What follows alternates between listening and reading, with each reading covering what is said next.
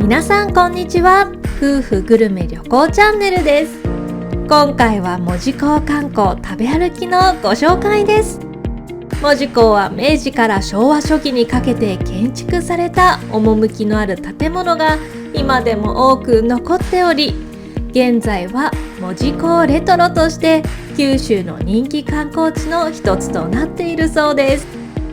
この動画では門司港の歴史や観光スポット、そして食べることが大好きな私たちなので美味しいグルメもご紹介しています。今回の食べ歩き観光のルートは門司港駅からスタートです。大正時代の様式を復元したレトロな駅構内を見学したら、九州鉄道記念館で様々な列車を見たり乗車したりと楽しんで、腹ごしらえには門司港で大評判の喫茶店へ。お腹いっぱいになった後はレトロ建築を見学しながらの散歩。海を見ながらの散歩はとても気持ちがいいものですね。そしてデザートを食べたりお土産を買ったりするために海峡プラザにも寄りましたよ。また門司港を訪れた偉人にも触れ、最後は門司港駅へ戻るルートになっています。時間にして3時間程度、歩数は約1万歩です。もちろん歩く速度や滞在時間によって異なりますので、あくまでも目安としてお考えくださいね。それでは本編スタートです。ぜひ最後までご覧ください。門司港観光食べ歩きのスタート地点は門司港駅のホームです。なぜスタート地点を駅にしたかというと、何も知らずに改札の外に出てしまうのはもったいないほど、この駅の中は見どころがたくさんあるんですよ。というのも、ホームの柱や屋根の内側は木製で、梁には線路のレール材が使われているんです。駅名の看板が門司港とひらがななのもレトロでいいですよね。そしてまっすぐ伸びるホームはなんだか広く開放的に感じませんか？それもそのはず、ホームにはベンチがないんですよ。遮るものがないから一直線に伸びていくように感じるんですね。また九州鉄道の起点を表す0マイル表もありましたよ。私はてっきり0マイル表は東京新橋汐留あたりにあるものだけかと思ったのですが、起点になる場所に置かれるものなので当然ありますよね。門司港駅は1914年に門司駅として開業し、その後門司港駅と改称されました。1988年、鉄道駅舎で初めて国の重要文化財に指定され、2019年には復元工事を終え、大正時代の姿に復元された門司港駅がグランドオープンしたんです。木造2階建ての駅舎はネオルネサンス様式で、左右対称の作りが特徴的ですよね。先ほどのホームも大正時代の姿を復元したものだそう。また駅舎構内も素敵なんですよ。券売機や改札前のコンコースはとても趣がありますよね。その他には門司港に帰り着いた引き上げ車や復員兵が安堵の思いで喉を潤した帰り水や、汽車だった頃すすで汚れてしまった人たちが手足を洗ったと言われている水場なんかもありましたよ。さらに駅横にあるトイレには戦時中の金属供出から逃れた幸運の蝶々鉢なんていうのもありました。また2階にも上がることができて、旧貴賓室などを見学できるそうなのですが、レストランになっており、またスタッフの方が見当たらなかったので残念ながら諦めて駅の外へ。そうそう、素敵なのは建物や施設だけではないんですよ。駅員さんの制服にも注目されてみてください。レトロな制服は門司港駅だけのオリジナルだそう。3本線の帽子が駅長さんらしいので、帽子の線にも注目してみてくださいね。門司港駅はとても見どころ満載の場所なので、行かれた際は様々ご覧になってくださいね。さて、次に向かったのは九州鉄道記念館です。九州鉄道記念館は旧九州鉄道本社の施設を記念館として使用されています。懐かしい実物車両や鉄道文化遺産の展示がされていたり、運転体験ができたりと、鉄道好きでなくても楽しめる施設になっていましたよ。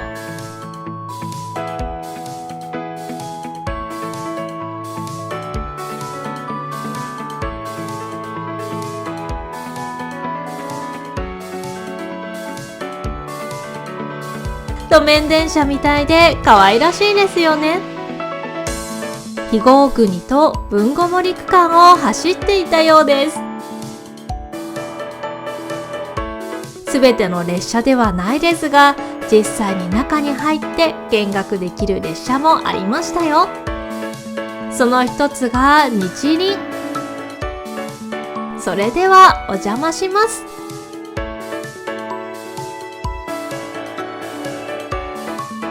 荷物入れのネットがくたってなっているところが、今風に言うとなんだかエモい感じでしょうか。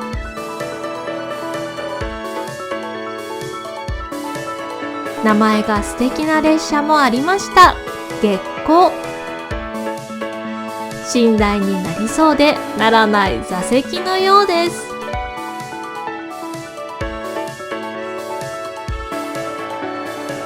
また旧本社の建物にも行ってみましたよ。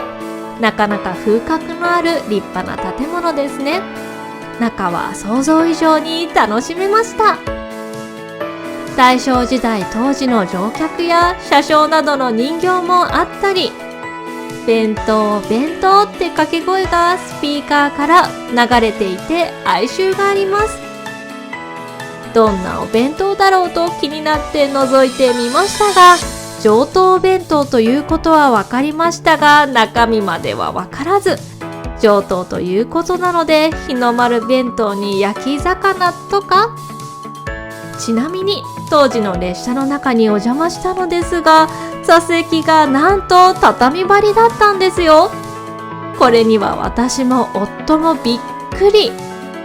しかも背もたれが直角で、昔の人の姿勢の良さを体感してしまいました。内装が木造でできているのにもカルチャーショック。とはいえなんだか素敵ですね。またお土産コーナーも充実していて、私の兄が鉄道好きなのでここでお土産を買って帰ることにしましたよ。卓上カレンダーとメモ帳です。さて、そろそろお腹が空いてきました。門司港は焼きカレーが名物だそうで、街の中にはいくつも焼きカレー屋さんを見かけましたよ。私たちがやってきたのがこちらの黄金虫さん。開店10分前に行ったら並んでいました。店内はこんな感じの雰囲気。黄金虫は喫茶店で焼きカレーが有名なんですよ。針に黄金虫と印字されていて、昔からの喫茶店らしい雰囲気があります。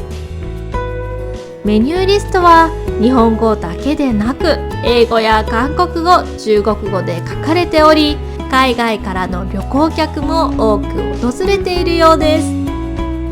実際、私たちの前に並んでいた人たちは海外の人でした。注文するとすぐに飲み物が来ましたよ。門司港サイダーです。かわいい瓶ですね。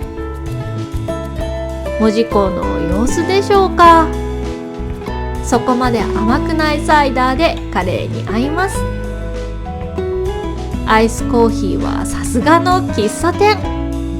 苦味と酸味のバランスが良く、後味のキレもいいので食後にぴったりでした。そしてお待ちかねの焼きカレーが来ましたよ。わー、美味しそう。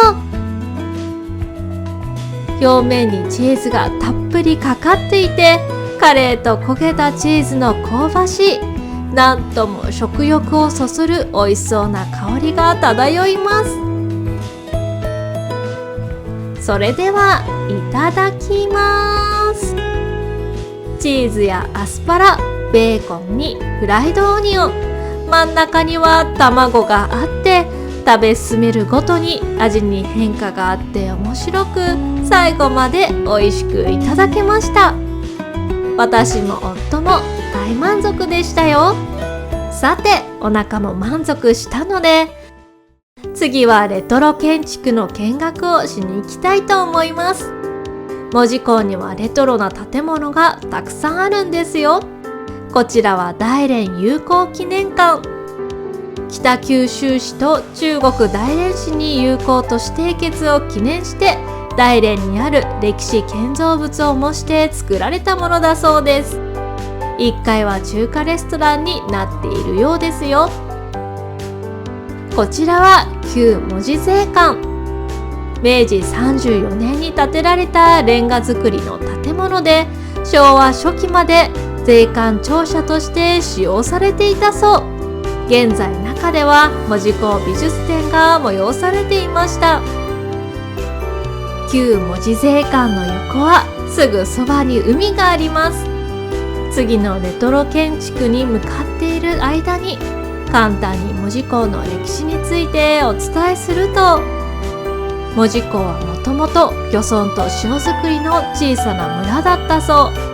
1889年、国の特別輸出港に指定されたことをきっかけに大きく変わったそうです。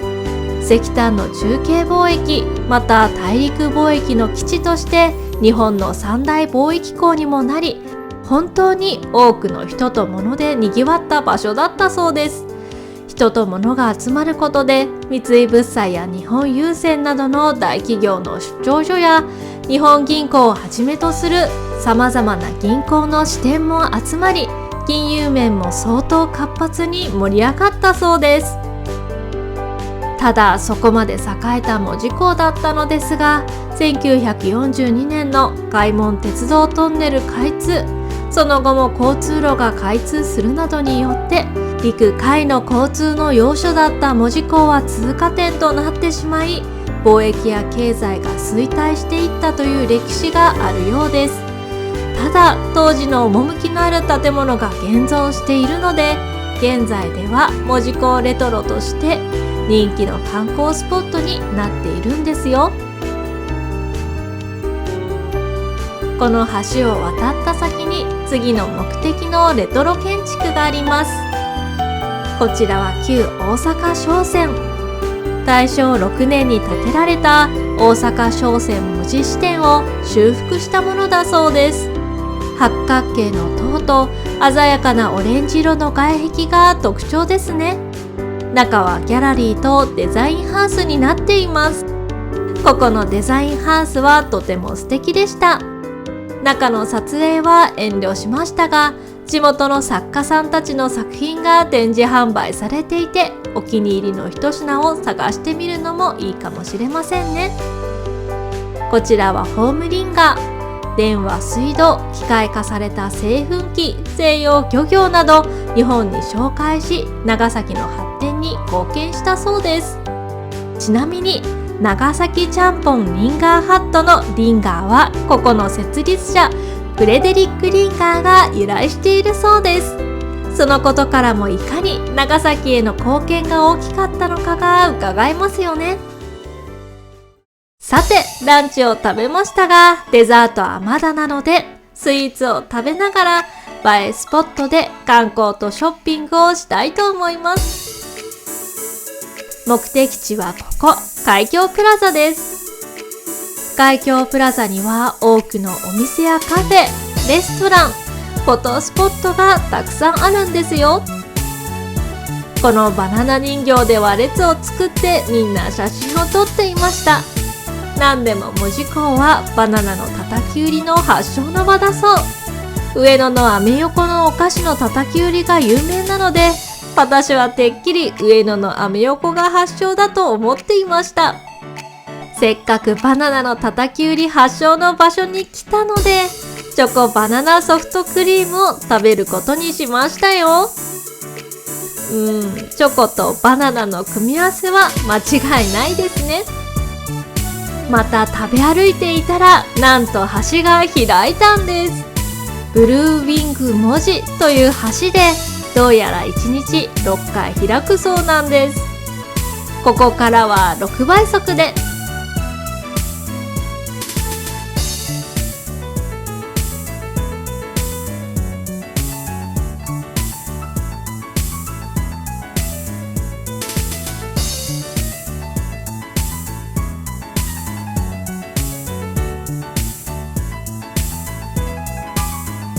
貴重な橋が開く様子を見たら、次はお土産を買いに行きますよ。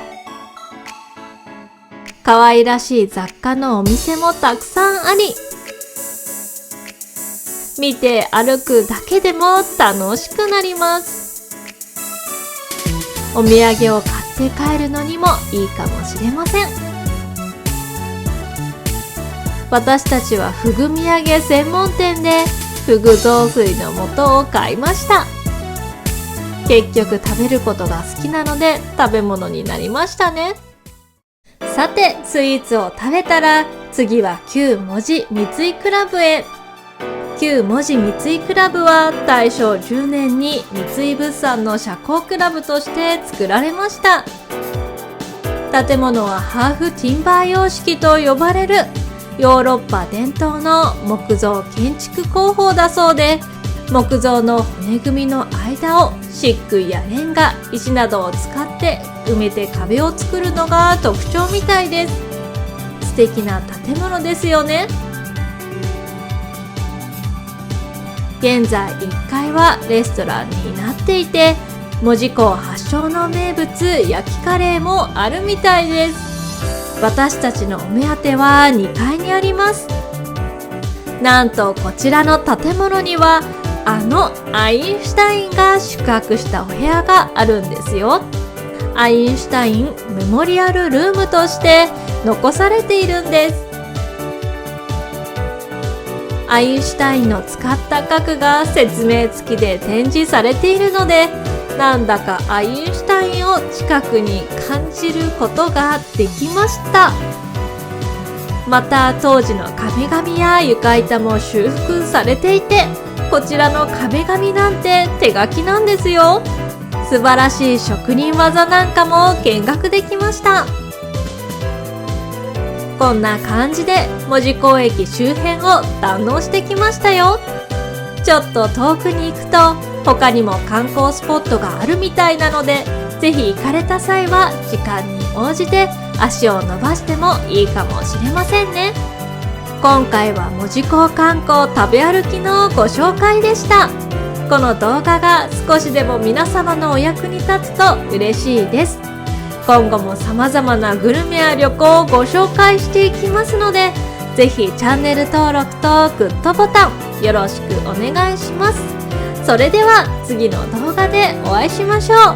ご視聴ありがとうございました。少しでも駅中の雰囲気を味わいたくて、帰りの電車では門司港駅構内にあるスタバでコーヒーを買って帰りました。趣のある店内でしたよ。